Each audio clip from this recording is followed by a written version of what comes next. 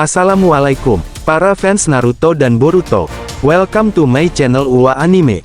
Jangan lupa untuk like, subscribe, dan aktifkan notifikasi lonceng untuk informasi episode terbaru anime Boruto.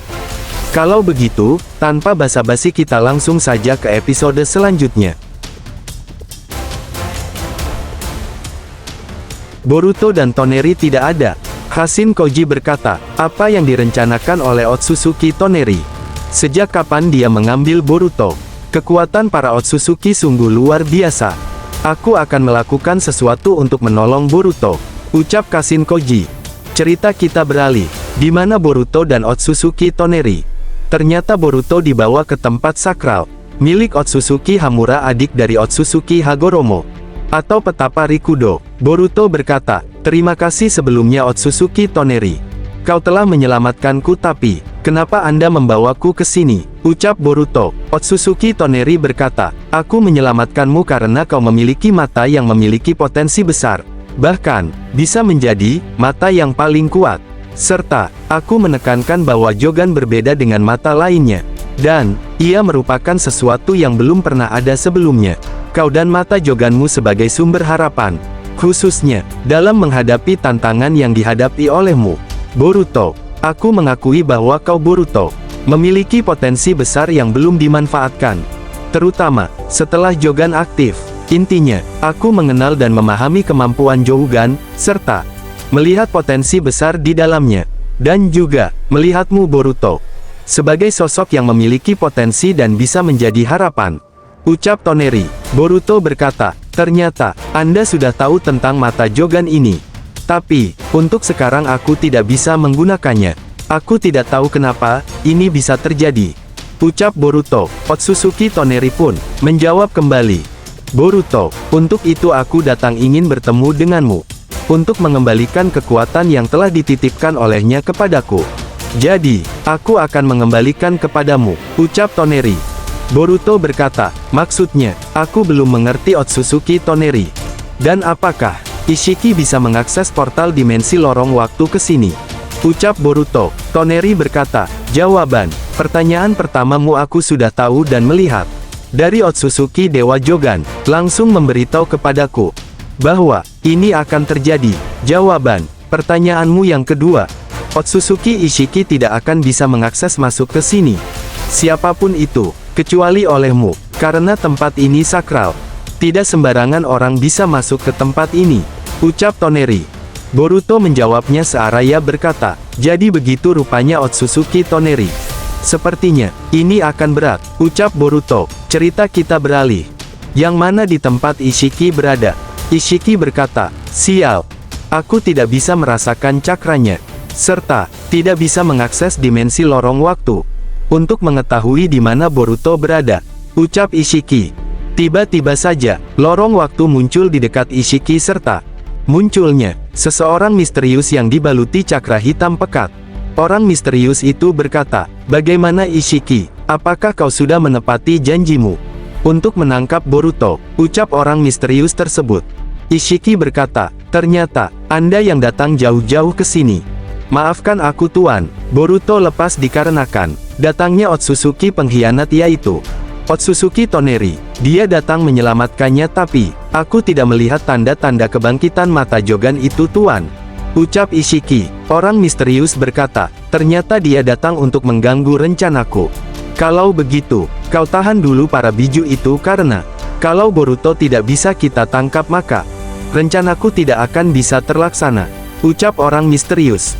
Cerita kita beralih, di mana Kashin Koji yang sangat terkejut ketika kataknya mengintai serta melihat sosok misterius dengan dibaluti cakra hitam pekat, yang membuat Kashin Koji merinding. Kashin Koji berkata, apalagi yang sedang terjadi di dimensi Otsutsuki Ishiki? Siapa orang itu yang membuat Ishiki tunduk? Dia bukan sembarangan. Boruto, di mana kau? Aku tidak bisa melacaknya. Ini aneh sekali. Ucap Kashin Koji. Di sisi lain, Sarada dan Mitsuki mendapatkan misi yaitu mencari info tentang Zetsu Putih yang sudah menyerang sebagian desa. Dipimpin oleh Konohamaru, mereka bertiga pun berangkat menuju ke arah target mereka. Karena informasi tempatnya sudah mereka mengetahui arah serta lokasinya. Konohamaru berkata, Mitsuki, Sarada berhati-hatilah. Sewaktu-waktu akan ada bahaya maka persiapkanlah kalian. Ini adalah misi kita, walaupun tanpa Boruto, ucap Konohamaru. Cerita kita beralih kembali, di mana Boruto dan Otsutsuki Toneri berada. Otsutsuki Toneri berkata, Boruto, sepertinya kau sudah pulih dan bisa menggunakan mata joganmu itu. Dan mata joganmu yang sekarang sudah berevolusi dengan sangat luar biasa. Maka dari itu, gunakanlah sebaik mungkin, dan aku akan mengawasimu dari mata Dewa Jogan itu. Nah Boruto, sekarang saatnya kau harus kembali. Sepertinya, teman-temanmu membutuhkan dirimu, ucap Toneri. Boruto berkata, terima kasih Otsutsuki Toneri, berkatmu, kekuatan mata Joganku kembali lagi. Aku akan memanfaatkannya dengan baik, ucap Boruto. Otsutsuki Toneri pun membuka portal dimensi waktu serta Boruto masuk ke dalam portal dimensi waktu tersebut. Di sisi lain di tempat Sarada, Mitsuki, Konohamaru berada. Ternyata, mereka kedatangan tamu yang sangat luar biasa kekuatannya yaitu para Zetsu putih yang menirukan tubuhnya seperti Uzumaki Nagato yang telah dihidupkan seseorang, serta dimodifikasi oleh kekuatan pohon dewa. Nagato berkata, jauh-jauh kalian mau kemana para shinobi Konoha?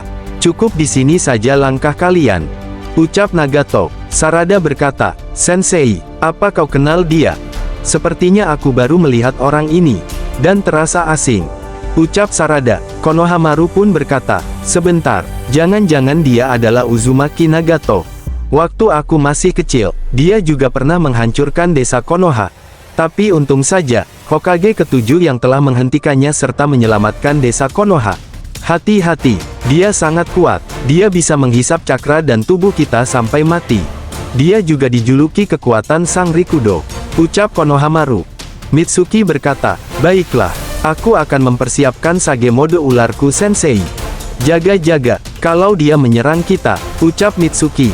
Tiba-tiba saja, mereka bertiga terikat ternyata. Konohamaru, Sarada, Mitsuki sudah masuk jebakan Nagato. Yaitu, tertangkapnya oleh lidah Kuchiyosenya Nagato seperti bunglon. Konohamaru berkata, sial, kita tertangkap, ucap Konohamaru seraya tersenyum. Ternyata, mereka bertiga yang tertangkap oleh lidah Nagato, yaitu jutsu bunsinya. Nagato berkata, pasti ini adalah ulah Kakashi. Sepertinya Kakashi telah memberitahukan mereka, ucap Nagato. Konohamaru dan Sarada, Mitsuki, ternyata, bersembunyi di dalam lubang tanah melalui jutsu mereka. Sarada berkata, Sensei, ternyata ucapanmu benar sekali. Syukurlah kita sudah mengetahui jebakannya, ucap Sarada. Konohamaru berkata, ini berkat Hokage ke-6 Tuan Kakashi. Aku pernah mendengarnya ketika rapat para Kage berlangsung, ucap Konohamaru.